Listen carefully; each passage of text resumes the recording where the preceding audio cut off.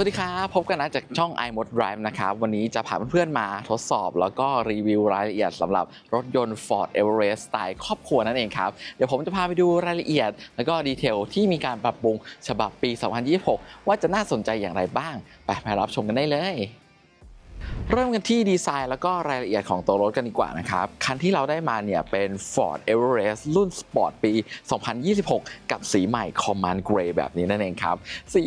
สวยมากๆเลยตัดกับดีเทลแล้วก็รายละเอียดความดุดันสไตล์สปอร์ตนั่นเองเนาะก็จะเน้นเป็นโทนดำเงานะครับตัดกับพวกลายล้อแม็กสีดำกึ่งเงาแบบเนี้ยโหสวยมากๆแล้วก็ตัวนี้ไม่ได้เปลี่ยนแค่รายละเอียดดีเทลบางอย่างนะจะเปลี่ยนเกี่ยวกับเรื่องสายพานครับเป็นโซ่ทัมมิ่งนะครับผมแล้วก็ปรับจูนเกี่ยวกับเรื่องการจ่ายพละกำลังการประหยัดน้ำมันอะไรอย่างนี้มาให้ดีขึ้นกว่าเดิมนั่นเองครับจับคู่กันกับเกียร์มัน10 สปีดเหมือนเดิมที่เขาทำงานได้อย่างไร้รอยต่อแล้วก็เนียนมากๆครับดีไซน์ไฟหน้าก็จะเป็นนี่รูปตัว C ได้ทำนั่นไลน์นะครับผมแล้วก็จะมีไฟเลี้ยวให้แล้วก็จะเป็นโคมรีเฟลคเตอร์แบบนี้นั่นเองครับกระจังหน้าตรงนี้จะเป็นปัดสีดำเงาแบบนี้เลยนะโลโก้ฟอร์ดใหญ่ครับแล้วก็กล้อง310องศาที่มีมาให้รอบคันเลยแล้วก็กระจัง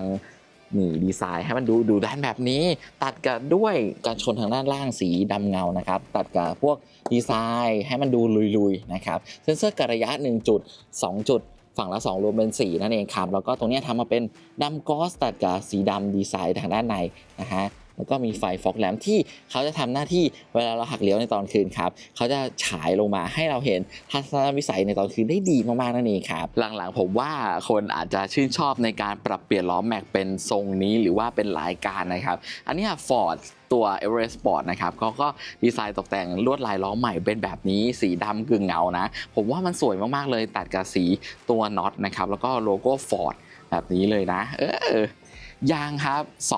255/55 R20 ทั้งล้อหน้าแล้วก็ล้อหลังเนี่ยไซซิ่งเดียวกันเลย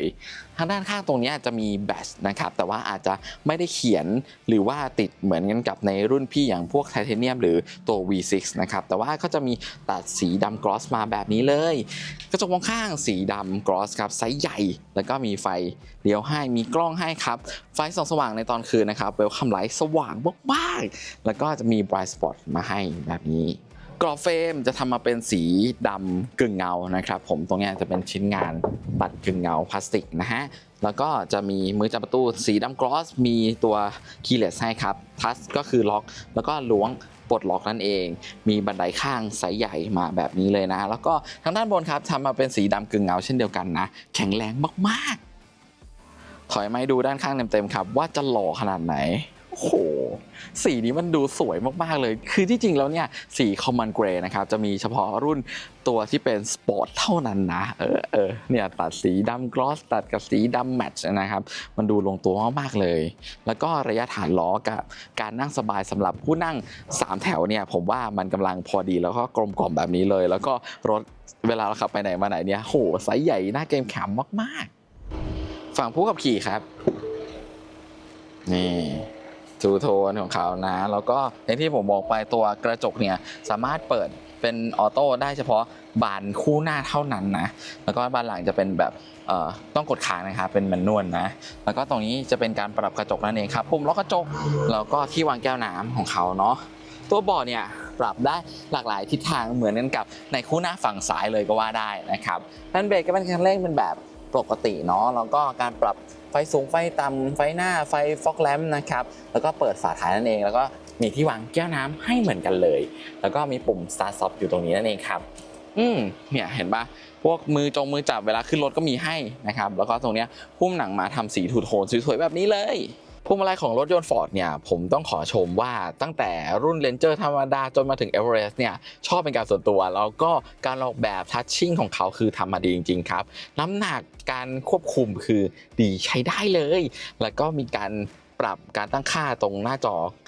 เรือนไม้ของเขานั่นเองครับอาจจะไม่ได้เต็มเหมือนกับในตัว Platinum นะครับก็สามารถดูค่าต่างๆได้แบบนี้นะแล้วก็ฝั่งนี้ครับจะมีระบบช่วยขับขี่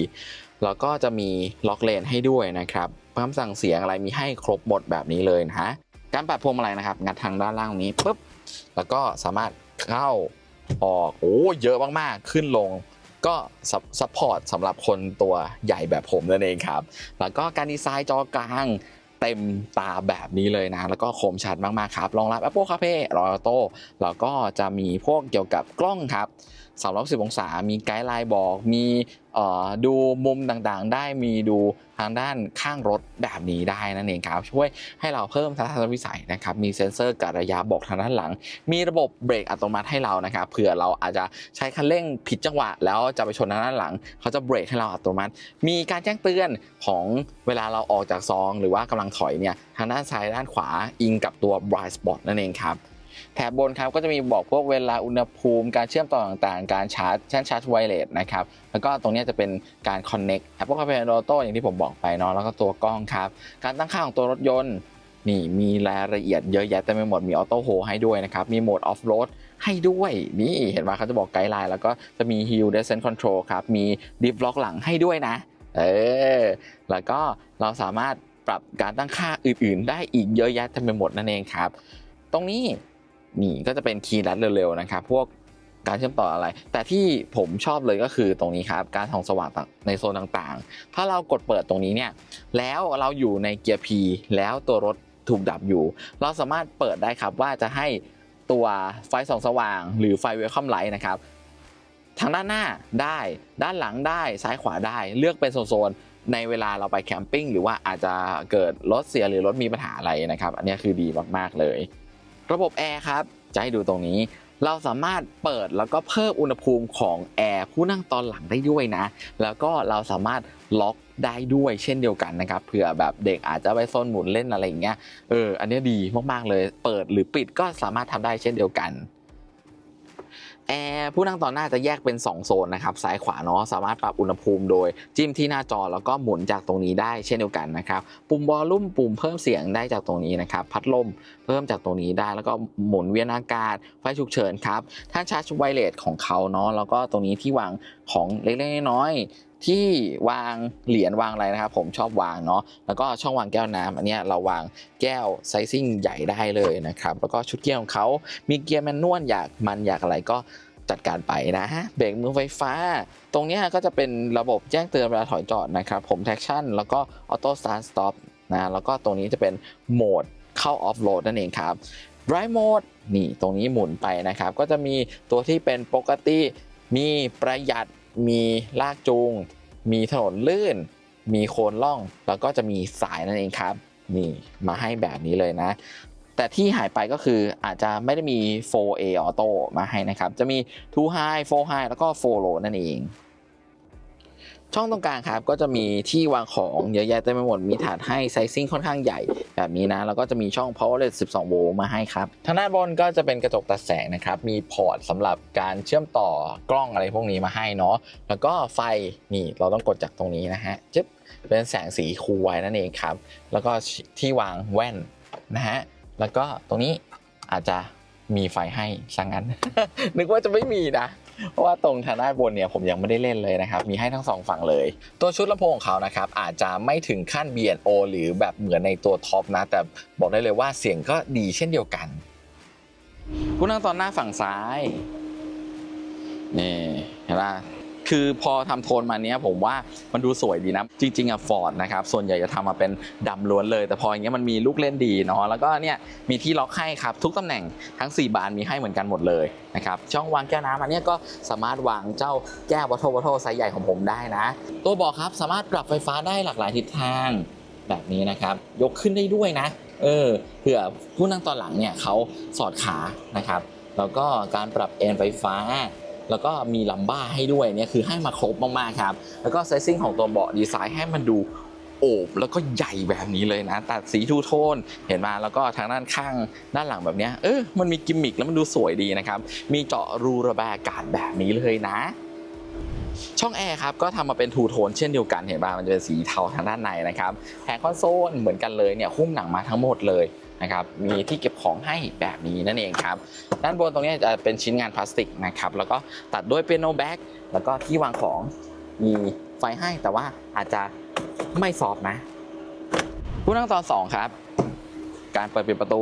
ปุ๊บโอ้แน่นหนาตามสไตล์ฟอร์ดอยู่แล้วนะครับนี่ เวลาเราเปิดประตูนะไซซิ่งเขาค่อนข้างกว้างแบบนี้เลยนะครับเดี๋ยวเราจะลองยกคาร์ซีทขึ้นลงให้ดูว่ามันจะง่ายหรือเปล่านะครับแล้วก็การออกแบบกระจกทางด้านข้างเนี่ยเห็นปะไซซิ่งเขาใหญ่มากๆครับพวกกรอบเฟรมแล้วก็การดีไซน์ของสีเนี่ยเขาจะใช้ทูโทนครับก็คือจะเป็นสีเทาอ่อนตรงนี้จะเป็นหนังนะครับตัดด้วยเปียโนแบ็คและที่ผมชอบเลยก็คือเขามีที่ล็อกของผู้นั่งตอนหลังให้มาทั้ง2ฝั่งเลยนะครับอันนี้ดีมากๆเลยแล้วก็กระจกอาจจะไม่ได้ออโต้แอบเสียดายเลยผู้นั่งตอนหลังนะครับทั้ง2ฝั่งไม่ได้นะครับจะได้เฉพาะผู้นั่งตอนหน้าเท่านั้นนะครับที่เป็นออโต้แล้วก็กรอนของเขาตรงเนี้ยหุ้มหนังมาทำเป็นสีเทาดำนะครับแล้วก็ตัดด้วยเปียโนแบ็คมือเปิดประตูรุ่นใหม่ของเขานะฮะแล้วก็ที่วางแก้วน้ำอะไรพวกเนี้ยสามารถวางแก้วไซส์ใหญ่ได้นะแล้วก็ระบบล็อกเด็กครับเราอาจจะต้องเสียบตัวคีย์แล้วก็บิดปึ๊ดเข้าไปแบบนี้นั่นเองครับเวลาก้าวขึ้นลงรถเนี่ยเขาก็จะมีตัวบันไดให้นะฮะแล้วก็ตัวที่เหยียบสำหรับผู้โดยสารตอน3เวลาเราขึ้นลงรถแบบนี้นั่นเองครับซิลยางเขาจะมีตรงนี้มาให้เห็นปะตรงนี้จะไม่ค่อยเลอะนะครับทั้งที่เมื่อวานฝนตกแล้วผมไม่ล้างรถด้วยนะแล้วก็จะมีแบบรอยเท้าลูกอะไรอย่างนี้เท่านั้นเองนั่นแหละครับแล้วก็ที่ใส่ของข้างหน้าหลังหมุนปรับอุณหภูมิแอร์นะครับแล้วก็เปิด USB Type C USB Type A แล้วก็ตัวช่องนี่เสียบปลั๊กไฟบ้าน3ตา230โวลต์400วัตต์แม็กซ์นั่นเองครับอย่างที่ผมบอกไปครับก็คือตัวประตูเนี่ยเปิดได้ค่อนข้างกว้างแบบนี้เลยนะแล้วเราก็ลองยกเจ้าคาร์ซีทเนี่ยไซส์ใหญ่ที่ผมใช้ประจำนะครับเข้ามาได้แบบนี้เลยนะสบายๆครับมิติตัวรถมันใหญ่อะแล้วพอเวลาเราจะติดตั้งหรือว่าเราจะใช้งานเขาเนี่ยก็ง่ายๆครับนี่เราสามารถก้าวขึ้นแบบนี้แล้วก็เข้ามาติดตั้งตรงนี้ได้เลยนะยกขึ้นมาจึ๊บเสร็จมาเราขึ้นมานั่งผู้นั่งตอน2ให้ดูกันนะครับว่าจะเป็นอย่างไรเนาะจะเห็นได้ว่าการก้าวขึ้นลงเนี่ยค่อนข้างง่ายครับแล้วก็ดีหน่อยที่เขาดีไซน์ทางด้านมือจับเวลาเราขึ้นลงรถเนี่ยมันอยู่ตรงโครงเสาบีนั่นเองครับแล้วให้ดูเล็กรูมเพื่อนๆดูดิเหลือเป็นคืบนะฮะแล้วก็การวางขาการสอดขาถือว่าโอเคครับเพราะว่าอันนี้จะเป็นตำแหน่งที่แฟนผมนั่งแม่ผมนั่งนะฮะแล้วก็เอียงเป็นไงบ้างนี่แบบนี้นั่นเองครับก็ต้องขอบอกว่าตัวหัวหมอนเนี่ยพอเวลาปรับขึ้นปุ๊บหัวหมอนแอบแข็งไปสักนิดนึงนะไซซิ่งเขาความบางอะไรอย่างเงี้ยมันจะประมาณหนึ่งนะครับแล้วก็เราสามารถยกทางด้านข้างตรงนี้เนี่ยปุ๊บแล้วก็ปรับเอนได้ลงมาแบบนี้ช่วยเพิ่มสุนทรียภาพในการที่เรานั่งขับขี่ไปนะครับเพราะว่าเขาจะปรับได้ประมาณสัก2ระดับด้วยกันนะฮะถือว่าเอนเยอะใช้ได้เลยนี่อันนี้ลำดับแรกนะแล้วก็ลงไปอีก1ลำดับนะครับช่องแอร์อยู่ทางด้านบนหัวอันเนี้ยนิดนึงตรงที่ว่าบางคนนะครับเขาไม่ชอบโดนการแอร์เจาะหัวเขาจะรู้สึกว่ามันไม่สบายอาจจะต้องปิดไปแต่ว่าแอร์ของรถยนต์ฟอร์ดนี่มันเย็นมากจริงเย็นทุกตำแหน่งเลยนะฮะมีมือจับข้างบนให้ครับแล้วก็มีช่องไฟให้นะครับแล้วก็เราสามารถปรับระดับความแรงของตัวพัดลมแอร์เนี่ยได้จากตรงนี้นั่นเองครับแต่ว่าอาจจะปรับอุณหภูมิไม่ได้นะแล้วก็ช่องชาร์จ USB อะไรก็สามารถเสียบได้เลยมี Type C Type A แล้วก็มีปลั๊กไฟบ้านที่เป็น AC 230โวลต์480วัตต์แม็กซ์นั่นเองครับอันนี้หลายคนชื่นชอบเป็นการส่วนตัวนะครับแล้วก็ผมจะให้ดูว่าถ้าผมขยับมานั่งข้างๆตรงนี้เนี่ยนั่งได้ไหมกับคาร์ซีทไซส์ใหญ่เราจะต้องดันคาร์ซีทไปขยับทางด้านชิดฝั่งขวานิดนึงนะครับแล้วก็ผู้นั่งตรงกลางเนี่ยก็จะสามารถนั่งได้นั่นเองครับมันต้องแบบเฉลี่ยกันนะเพราะว่าการดีไซน์เบาะของรถยนต์เกือบทุกรุ่นนะครับผมบอกอย่างนี้ว่าเขาพยายามดีไซน์ให้ทางด้านเชฟด้านข้างเนี่ยมันมีตัวโอบกระชับครับแล้วจะทำให้เราเนี่ยไหลมาอยู่ในช่องที่เขาดีไซน์ไว้มันก็เลยทำให้ตัวคาร์ซีทเนี่ยมันก็มาเหมือนกันนะครับแล้วก็ทำการดันแล้วเราก็นั่งไปได้แบบนี้เลยนะครับตรงกลางตรงนี้เนี่ยถึงแม้ว่าเขาจะดีไซน์ให้มันนูนออกมาเกี่ยวกับพวกเรื่องระบบแอร์ต่างๆของตัวรถนะครับสายไฟอะไรเงี้ยก็ยังรู้สึกว่ามันไม่อึดอัดครับเพราะว่าทัศนวิสัยภายในห้องโดยสารกับรถยนต์ Ford Everest เนี่ยมันค่อนข้างใหญ่จริงๆนะนั่งไปแล้วมันดูเต็มตาแบบนี้เลยนะครับถือว่าผู้นั่งตอน2ใช้ได้เลยนะและที่สำคัญครับสำหรับผู้นั่งตอน2เนี่ยเราสามารถปรับเบาะให้เลื่อนหน้าถอยหลังได้เผื่อผู้นั่งตอน3นะครับเรา มันจะมีคันโยกอยู่ทางด้านล่างนะฮะยกขึ้นมาแล้วก็เลื่อนสไลด์มาแบบนี้เลยถึงแม้ว่าเราเลื่อนสไลด์มาถึงผู้นั่งตอนหน้าที่ปรับมาเป็นโครงแถวโคนเสา B นะครับขามันก็ยังไม่ชนเพราะอย่างที่ผมบอกเขาดีไซน์ว้าวของตัวเบาะเนี่ยให้มันไม่ชนครับแล้วทำให้ผู้นั่งตอนหลังเนี่ยไม่ได้รู้สึกอึดอัดนั่นเองครับอันนี้ก็คือดีไซน์มาดีมากๆสามารถปรับแยกได้เป็น60แล้วก็40เนาะแล้วพอเราสไลด์ไปทางด้านหลังนะครับขอพูดถึงที่รองต้นขาสักนิดนึงนะที่รองต้นขาเนี่ยผมมีความรู้สึกว่าใจอยากให้มันยาวกว่านี้สักคืบหนึ่งมันจะซัพพอร์ตขาผมได้แบบเต็มที่นะครับเพราะว่าถ้าเราแหวกดูอย่างนี้เนี่ยมันจะซัพพอร์ตแค่สักประมาณตรงกลางขาของผมเองนะครับมันไม่ถึงข้อพับเราเวลาเรานั่งไกลๆเนี่ยจะรู้สึกว่ามันโหว่งไปหน่อยหนึ่งนะโอเคเราขอปรับเวลาจะขึ้นสำหรับผู้นั่งตอน3ให้ดูว่าเป็นอย่างไรนะครับเขาจะมีที่งัดทางด้านหลังตรงนี้งัดขึ้นแล้วก็ผลักไปนี่ขึ้นไปได้แบบนี้เลยนะสบายๆนะครับอึ๊บนี่แล้วเข้าไปมาแบบนี้ได้เลยนะครับแล้วก็ชึบแล้วก็ลงแบบนี้นะฮะแต่ถ้าเราจะลงสำหรับผู้นั่งตอน3นะครับเราแค่งัดขึ้นแล้วเราก็ดันไปแบบนี้แล้วเราก็ลุกขึ้นชึบแบบนี้ได้เลยผมเข้ามานั่งให้ดูในผู้นั่งตอน3นะครับว่าจะสามารถนั่งได้หรือเปล่าก็แบบเนี้ย อาจจะนั่งไม่ได้นะครับเพราะว่าผู้นั่งตอน2เขาดันเข้ามาที่สุดแล้วนะครับแล้วก็องศาการปรับของผู้นั่งตอน3เนี่ยผมแอบเสียดายนิดนึงคือผมไม่ชัวร์ว่ามันสามารถปรับเองได้หรือเปล่านะแต่ผมลองหาคีย์ฟังก์ชันข้างเบาะอะไรแล้วนะครับก็ไม่ได้จะเป็นแบบนี้จะทำได้แค่เพื่อนๆดันไอตัวที่รองคอเนี่ยขึ้นมาแบบนี้แล้วเราก็พิงไปแบบนี้นั่นเองครับแต่ว่าเราสามารถปรับของผู้นั่งตอน2เนี่ยให้มันสไลด์ไปทางด้านหน้าได้นะครับเดี๋ยวผมปรับให้ดูนี่อันนี้ก็จะเป็นตำแหน่งที่ปรับไปเยอะที่สุดครับแล้วก็มิติของผู้นั่งตอนหน้าเนี่ยอาจจะเหลือไม่เยอะอาจจะเหลือแค่ประมาณแบบแค่นี้เองทำให้เราผู้นั่งตอน3นั่งสบายครับแต่ว่า ผมว่าผู้นั่งตอน2ก็อาจจะนั่งไม่ได้นะครับก็ลองคำนวณดูเพราะว่าผู้นั่งตอน3เนี่ยส่วนใหญ่จะเหมาะสำหรับเด็กเนาะแล้วก็เฮดรูมเห็นปะเหลือแค่นี้เองนะฮะดีหน่อยการดีไซน์ก็คือเขามีช่องแอร์ทางด้านบนครับแล้วก็แอร์ของรถยนต์ Ford Everest เนี่ยเป็นอะไรที่เย็นมากๆดีหน่อยครับคันนี้เขาติดฟิล์มมานะแล้วก็แอร์ผมเปิด25องศาครับพัดลมเบอร์2เองตอนนี้ในตอนเที่ยงนะครับคือเย็นจริงๆนะฮะแล้วก็มีไฟให้ทางด้านหลังเป็นแสงวอร์มไว้นะครับที่แขวนของครับแล้วก็ช่องกระจกที่ค่อนข้างใหญ่ครับทำให้ผู้นั่งตอนหลังเนี่ยอาจจะรู้สึกดีไม่อ้วกแตกนะครับแล้วก็มีช่องวางแก้วน้ำที่เราสามารถใส่แก้วน้ำไซส์ใหญ่แบบนี้ได้นี่แบบนี้เลยนะเราวางได้ลงไปแบบนี้เลยแล้วก็อีกฝั่งหนึ่งครับก็จะมีช่องวางแก้วน้ำแบบเดียวกันรวมทั้งก็จะมีแบบแถบให้เราสามารถวางพวกแท็บเล็ตหรืออะไรได้นะครับพร้อมทางเขามีช่อง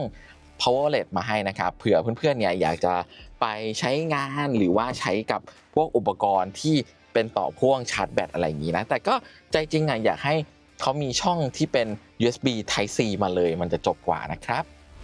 ดีไซน์ทางด้านหลังครับค่อนข้างไปในทางดูตามสไตล์สปอร์ตอยู่แล้วนะครับก็จะทำมาเป็นสีดำนะครับปัดดำกลอสทางด้านในเห็นปะจะไม่ใช่ฟอนต์ที่เป็นแบบ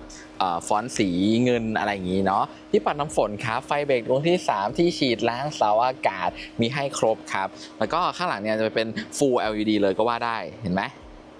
สวยๆแบบนี้เลยแล้วก็มีไอคอนเขียนสปอร์ตสีดำแบบนี้นั่นเองครับเซ็นเซอร์ด้านหลังครับก็จะมี1จุด2จุดนะครับฝั่งละ2รวมเป็น4เนาะแล้วก็เราจะเปิดที่เก็บสัมภาระแท่งด้านท้ายให้ดูว่าเป็นอย่างไรเนาะนี่แบบนี้นะครับไม่ช้าเกินไปแล้วก็ไม่เร็วจนเกินไปนะก็จะมีไฟส่องสว่างทางด้านหลังให้อันนี้ผมชอบนะคือมันไม่ได้มีแค่ทางด้านข้างตรงนั้นนะครับมันมีทางด้านบนแบบนี้ให้ด้วยนะแล้วก็ปุ่มปิดนะครับแต่ว่าอาจจะไม่มีปุ่มปิดและปุ่มล็อกเนาะตรงนี้ก็จะเป็นคีย์แมนนวลนะครับให้เราออกเผื่อแบบรถล็อกอะไรอย่างนี้มีที่ปิดแบบแมนนวลนะครับโชคต้นใหญ่แบบนี้เลยนะฮะแล้วไฟเป็น LED นะฮะที่แขวนของแขวนม่านอะไรมีให้ครบครับแล้วก็ตรงนี้เหมือนกันครับมีช่อง power outlet มาให้นะฮะถ้าวางของเนี่ยเพื่อนๆอาจจะต้องวางแนวตั้งแบบนี้นะครับหรือว่าวางกระเป๋าเดินทางจะต้องวางแนวตั้งนะถึงจะเก็บสัมภาระได้นะครับหรือเราใช้วิธีพับเบาะไปก็ได้ครับชึบนี่ลงมาแบบนี้อันนี้ต้องปรับลงก่อนนะชึบ ชึบมาแบบนี้แล้วเราก็ยกขึ้นแล้วก็ลงไปแบบนี้ช่วยเพิ่มสเปซในการจัดเก็บของได้เยอะมากๆครับแล้วก็ตรงนี้ครับให้ดูที่เก็บของทางด้านใต้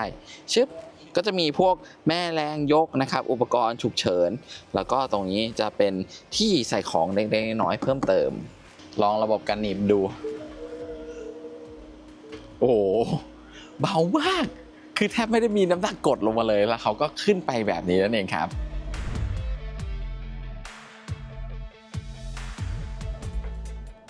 มาถึงประสบการณ์การขับขี่สำหรับ Ford Everest รุ่น Sport นั่นเองครับตัวที่เราขับอยู่เนี่ยก็คือจะเป็นขับเคลื่อน4ล้อเนาะเขาจะมีด้วยกันทั้งหมด2รุ่นย่อยนะครับสำหรับตัว Sport นะครับก็จะเป็นขับ2อยู่ที่ราคา1,599,000 บาทแล้วก็ตัวขับ4เนี่ย1,600,000อยู่ราวๆนี้นะครับผมจำตัวเลขเป๊ะๆไม่ได้เนาะแต่ก็จะแตกต่างเรื่องระบบขับเคลื่อนนั่นเองครับแล้วก็ฟังก์ชันบางอย่างเช่น Hill Descent Control Diff Lock หลังนะครับแล้วก็การปรับโหมดของตัวที่เพิ่มขึ้นมานะครับทั้งโหมดพวกโหมดมัดโหมดแซนโหมดที่มันเป็น4 High 4 Low อะไรอย่างนี้เนาะโอเคเรามาพูดถึงดีเทลเรื่องช่วงล่างนิดหนึ่งในรถยนต์ Ford Everest เนี่ยผมพูดเสมอครับทุกครั้งที่ได้มารีวิวรู้สึกแฮปปี้กับเขารู้สึกว่าเราได้อยู่กับเขาอะทั้งคนขับแล้วก็คนนั่งเนี่ยมันมีความสุนทรีย์ครับมันมีความที่เราขับไปในที่ต่างๆแล้วเรารู้สึกสบายไปกับเขาแบบนี้เลยนะ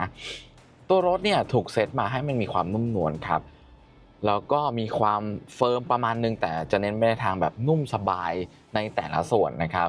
เวลาเอามาทีไรเนี่ยไม่ว่าจะเป็นแฟนผมแม่ผมน้องลิต้าก็จะพูดเสมอครับว่าอุ๊ยได้คันนี้มาอีกแล้วหรือคันนี้มันนั่งสบายจริงๆอยากให้ได้มารีวิวนานๆอะไรอย่างนี้นะครับก็นั่นแหละเวลาเราพาไปที่ไกลๆเดินทางเยอะๆหรือว่าทางที่รถติดเนี่ยมันค่อนข้างสบายมากๆเลยครับแล้วก็เก็บอาการความที่ตึงตังหรือการที่จะรู้สึกไม่ดีกับตัวรถเนี่ยทิ้งหายไปเลยนะครับเพราะว่าอย่างที่หลังๆผมมารีวิวเนี่ยก็จะเป็นในสไตล์ครอบครัวเนาะจะเน้นความนุ่มครับแล้วก็เน้นความที่แบบว่าเราไปเรื่อยๆไม่ได้รีบร้อนอะไรนะครับเนี่ยอย่างตอนนี้ถนนแถวบ้านผมที่มันค่อนข้างจะเป็นลูกระนาดเยอะเนี่ยเราขึ้นในความเร็ว20กว่าครับเนี่ยเราขึ้นลงแล้วอยู่ละการจังหวะท้ายห้อยเนี่ยจะมีแค่นิดๆเท่านั้นเองนะครับเนี่ยเราลองขึ้นสักความเร็วสัก30นะครับเราปล่อยไล่เขาขึ้นไปดูซิปุ๊บเนี่ย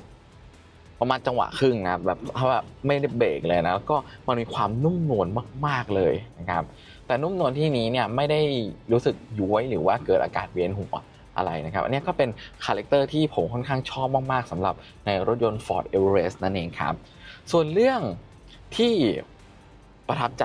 เยอะแยะคือมันเป็นรถที่ประทับใจเยอะแยะเต็มไปหมดนะทั้งโพซิชันการนั่งความสะดวกสบายของตัวเบาะนะครับซัพพอร์ตขาผมเกือบถึงข้อพับสามารถยกขึ้นยกลงได้ปรับพวงมาลัยได้หลากหลายทิศทางแล้วก็ฟีลลิ่งการจับการสัมผัสพวงมาลัยเนี่ยมันเป็นอะไรที่ค่อนข้างนุ่มนวลครับแล้วก็เวลาเราใช้งานของเขาเนี่ยเราไม่รู้สึกไม่ล้าเพราะว่าพวงมาลัยไฟฟ้าของเขาเนี่ยมันค่อนข้างที่จะพลิ้วมากๆแล้วก็เบาแล้วก็ถ้าสมมุติว่าอยู่ในจังหวะที่เราใช้ความเร็วหรืออะไรเนี่ยมันค่อนข้างควบคุมง่ายมากๆครับเนี่ยอันนี้ดีนะฮะรวมทั้งคันนี้ครับเขามีพวกอย่างเช่นไฟส่องสว่างตอนคืนอันเนี้ยผมชมมาเสมอครับเวลาเราขึ้นมาหรือว่าเราไปจอดในที่มืดในตอนคืนนะครับแล้วเรากดเปิดปลดล็อกเนี่ยไอ้เจ้าไฟเวลคัมไลท์ครับรอบรถเนี่ยมันสว่างมากคือมันทำให้เราเห็นทัศนวิสัยรอบรถได้ดีครับแล้วก็เวลาเราจะขึ้นลงรถเนี่ยเราก็จะเห็นได้ว่าเฮ้ยทางด้านข้างตัวรถเนี่ยมันมีอะไรอยู่หรือเปล่านะครับแล้วก็รวมทั้งเนี่ยไฟหน้าก็ถึงแม้ว่าตัวนี้อาจจะไม่เหมือนกับในของตัว Platinum หรือว่าตัวท็อปนะก็จะเป็นไฟ Reflector ใช่ไหมก็ทำงานได้ดีครับสว่างรวมทั้งเจ้าไฟ Cornering Light ที่เขามีมาให้เนี่ยทุกครั้งที่เราเปิดในตอนคืนนะครับหักเลี้ยววงมาลัยเปิดไฟเลี้ยวเนี่ยเขาก็จะใช้ให้เราเห็นทัศนวิสัยถึงแม้ว่ารถเราจะสูงก็ตามนะครับเรื่องระบบความปลอดภัยครับก็ทำงานได้ดีมากๆครับเช่น Adaptive Cruise Control Lane Assist อันนี้ทำงานได้ดีมาตั้งแต่แบบเมื่อเขาเปลี่ยนเจนแล้วนะการทำงานค่อนข้างลื่นไหลครับแล้วก็การวิ่งตามเส้นเลนเนี่ยก็ทำได้ดีไม่น้อยนะแต่มันก็อาจจะมีบ้างเล็กน้อยแหละคือตัวกล้องกับตัวที่เป็นเซนเซอร์นะครับบางครั้งบางมุมอาจจะไม่เก่งเข้ากันกับในหลากหลายแบรนด์แต่ ก็ใช้ได้ดีนะครับเรื่องระบบการชนนี่อันนี้ผมขอชมนะครับทั้งการชนด้านหน้าด้านหลังนะครับเขาทำงานได้ค่อนข้างรวดเร็วแล้วก็ตื่นตัวอยู่ตลอดเวลาเลยถึงแม้ว่าระยะเนี่ยมันค่อนข้างที่จะ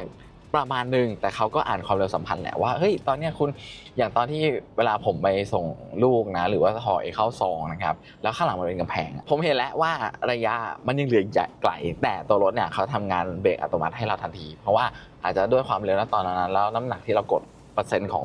ตัวน้ำหนักเท้าที่เรากดลงไปเนี่ยมันอาจจะมองว่าเอ้ยมันมากกว่านะเขาก็เลยทำให้อาจจะระบบเบรกเข้ามาทำงานนั่นเองครับแล้วก็ตัวที่พวกหน้าจอถึงแม้ว่าอาจจะไม่ได้เต็มตาเหมือนกับในตัวท็อปนะแต่ผมว่าก็ค่อนข้างเคลียร์ครับเห็นถึงรายละเอียดต่างๆนานาเกี่ยวกับตัวรถทั้งเรื่องระบบช่วยขับขี่อัตราสิ้นเปลืองทริปของตัวรถนะครับแล้วก็โหมดที่เราใช้อยู่นั่นเองครับรอบอะไรก็มีเป็นแอนิเมชันที่ค่อนข้างสวยนะฮะเป็นเอกลักษณ์เลยของทาง Ford เนาะแล้วก็ตัวจอกลางครับที่เขาให้มาค่อนข้างเต็มแบบนี้ไซส์ใหญ่แบบนี้นะครับชัดแล้วก็อาจจะไม่ได้มีลูกเล่นเยอะแยะมากมายเหมือนกับในรถที่สมัยนี้นะที่มันจะมีแบบลูกเล่นแพรวๆนะครับแต่มันก็เป็นฟังก์ชันพื้นฐานที่รถส่วนใหญ่ต้องมีเช่น Apple CarPlay Android Auto ดูกล้อง360องศาดูสิ่งต่างๆนานานะครับก็ค่อนข้างเพียงพอต่อการใช้งานแล้วสำหรับรถ1คันนะครับแล้วก็กล้องเขาเนี่ยค่อนข้างชัดมากๆเลยแต่ว่าด้วยการออกแบบที่ตัวจอเนี่ยมันเป็นไซส์ตั้งครับเวลาเราเปิดกล้อง310องศาเนี่ยมันก็เลยจะเป็นแบบแนวนอนนะฮะใจผมก็เคยติงทางฟอร์ดไปนิดนึงแล้วบอกว่าอยากให้เขาทำเป็นภาพซ้อนล่างบนจะดีกว่าคือมันอยู่ระนาบเดียวกันมันก็ยิ่งทำให้มุมมองมันแคบลงนะครับถ้าทำให้มันเป็นแบบล่างบนมันจะทำให้มันเห็นชัดขึ้นแล้วก็ทำให้คนที่อาจจะสายตาสั้นนะครับได้เห็นได้แบบเต็มมากขึ้นกว่าเดิมนั่นเองครับนี่นะตัวแอร์อันนี้ขอชมจริงๆเลยถึงแม้ว่าผมจำไม่ได้เป๊ะๆนะว่าเขามีตัวแผ่นกรอง PM 2.5 หรือเปล่าแต่ทุกครั้งที่ขึ้นมานั่งนะผมรู้สึกว่า Ford เนี่ยค่อนข้างนั่งแล้วเนี่ยอากาศค่อนข้างใช้ได้เลยนะครับแล้วก็รวมทั้งเรื่องระบบแอร์เนี่ยเย็นมากระบบแอร์เขาเย็นเจี๊ยบจริงๆเย็นทุกที่นั่งจนไปถึงผู้นั่งตอน3เลยก็ว่าได้เราลองเข้าโค้งให้ดูนะเห็นปะการควบคุมมันง่ายครับแล้วก็การตอบสนองของคันเร่งแล้วก็การปรับจูนเกี่ยวกับเรื่องระบบเครื่องยนต์ของเขาที่สำหรับโฉมปี 2026 เนี่ยสมูทครับแล้วก็เปลี่ยนจากเกียร์6สปีดเป็น10สปีดนะรอยต่อของเกียร์เนี่ยทำได้ค่อนข้างเนียนครับมันก็จะมีบ้างแหละที่ช่วงจังหวะความเร็วต่ำหรือว่าช่วงจังหวะความเร็วที่อาจจะในความเร็วที่เราใช้ไม่เยอะครับอันนั้นบางครั้งรอบมันอาจจะลากไปมากกว่าปกตินะครับมันก็จะรู้สึกอืดๆแปลกๆนะฮะแต่ว่าเมื่อไหร่ที่ตัวรถเนี่ยมันเริ่มลอยลำครับโหยเร็วแบบเร็วไม่รู้ตัวมองอีกทีไป100 กว่าแล้วนะเร็วมากๆเลยนะครับเพราะว่าตัวเนี้ยถึงแม้ว่าเราอ่านตัวสเปคแรงม้ามันอาจจะดูไม่ได้เยอะอะไรมากมาย170แรงม้า405นิวตันเมตรนะครับแต่พละกำลังเนี่ยเขาเหลือเลยก็ว่าได้ส่วนอัตราสิ้นเปลืองครับหลายคนอยากรู้ว่าเป็นเท่าไหร่นะตอนนี้ผมขับไปทั้งหมด311กิโลครับแล้วก็เหลือน้ำมันสามารถใช้ได้อีก307กิโลนะครับก็ขับไปทั้งหมด16ชั่วโมงแล้วอัตราสิ้นเปลืองเฉลี่ยอยู่สักประมาณ 8.7 โลลิตรครับก็ถามว่าทำไมถึงกินมากกว่าปกติ1เลยครับผมใช้ความเร็วประมาณหนึ่งช่วงจังหวะวิ่งมอเตอร์เวย์ครับแล้วก็ไปยังสถานที่ต่างๆนะครับแต่ก็ยังอยู่ในภายใต้กฎหมายกำหนดนะแล้วก็ใช้คันเร่งบ่อยครับเปิดแอร์ค่อนข้างเยอะพอสมควรบางครั้งเนี่ยก็มีจอดถ่ายรีวิวนะครับแล้วก็มันหลากหลายเหตุการณ์ก็เลยทำให้อัตราสิ้นเปลืองเนี่ยประมาณนี้แต่ก็ยังอยู่ในเรนจ์ที่เป็นรถยนต์ไซส์ใหญ่แบบเนี้ยอยู่นะฮะเพราะว่าถ้าเพื่อนๆดูรถที่เป็น PPV นะครับหรือว่าเป็นรถกระบะเนี่ยอัตราสิ้นเปลืองมันจะอยู่วนๆอยู่ประมาณนี้คือผมอาจจะยังไม่ถึงขั้นขับไกลไปต่างจังหวัดวิ่งอยู่ในกรุงเทพแล้วเนี่ยก็เจอรถติดๆแบบนี้มันก็เลยทำให้อัตราสิ้นเปลืองอาจจะมากกว่าปกตินั่นเองครับถ้าเพื่อนๆสังเกตจากในที่รีวิวของช่องอื่นหรือสื่อมวลชนอื่นที่ผมรู้จักเนาะ บางคนขับ V6 ครับบางคนขับRaptor บางคนขับตัวRanger รุ่นใหม่ที่เป็นเครื่องยนต์ V6 แต่ทำไมเขาถึงได้อัตราที่เปลืองที่ดีกว่าผมอันนั้นนะก็อาจจะเป็นเพราะว่าเขาขับทางไกลครับแล้วก็รักษาของตัวการใช้คันเร่งเนี่ยที่มันค่อนข้างคงที่ครับเขาทำได้อยู่สักประมาณ13กิโลเมตรต่อลิตรนะครับก็ถือว่าโอเคนะครับแล้วก็อย่างคันนี้ตอนที่ออกมาหลังจากที่เรารับรถนะแล้วเราก็ลองวิ่งไกลครับมีวิ่งจากบางนา กลับมารามอินทราอะไรอย่างเงี้ยก็ใช้ความเร็วคงที่ครับสักประมาณ100กิโลเมตรต่อชั่วโมงเนาะก็อยู่ที่ประมาณ 13.4 ครับอันนี้ผมก็น่าจะเข้าใจได้แหละถ้าเราวิ่งทางไกลใช้คันเร่งนิ่งๆก็จะอัตราสิ้นเปลืองจะอยู่ประมาณนั้นนั่นเองครับพวกช่องชาร์จไวเลสใช้ได้จริงครับที่วางแก้วน้ำอันนี้ก็ผมชมตั้งแต่ตอนรีวิวรอบคันไปแล้วเนาะว่ามันใช้ได้จริงอย่างเงี้ยผมพกมาเป็นแก้วหนึ่งนะครับแล้วก็พกตรงนี้มาอีกอันหนึ่งเห็นปะมันวางได้โดยที่มันไม่ชนกันครับอันนี้คือประทับใจมากแล้วก็ตอบโจทย์คนที่ใช้งานในทุกตำแหน่งนะครับเพราะว่ามันเป็นรถครอบครัวมันแบบเป็น7 ที่นั่งนะครับสามารถเดินทางไปได้แต่ว่าก็ที่นั่งหลังเนี่ยอาจจะต้องปรับนิดนึงแต่ว่าการออกแบบในแต่ละส่วนเนี่ยค่อนข้างชาญฉลาดครับเช่นการออกแบบตัวเบาะให้มันมีความว้าวผู้นั่งตอน2ถึงแม้ว่าเลื่อนสุดแล้วก็ยังไม่ชนนะครับแล้วก็เบาะมีความใหญ่ครับถึงแม้ว่าคุณตัวใหญ่มานั่งแล้วเนี่ยก็ไม่ได้รู้สึกอึดอัดแถมมีความนุ่มนวลตลอดเวลาแบบนี้นะครับพวกเครื่องเสียงหรือการใช้พลังงานหรืออะไรอย่างเงี้ยทำได้ดีครับไม่ต้องตัวท็อปตัวนี้ก็ยังคงทำมาได้ดีมากๆอีกรุ่นหนึ่งเลยก็ว่าได้สำหรับ Ford Everest รุ่นสปอร์ตนะเขาก็มีการพยายามปรับจูนเพิ่มนู่นเพิ่มนี่ฟังก์ชันให้มันตอบโจทย์สำหรับคนลูกค้าคนไทยนั่นเองครับซึ่งเขาก็มีการรับประกันครับอันนี้ก็ต้องขอชื่นชม Ford นะที่เขา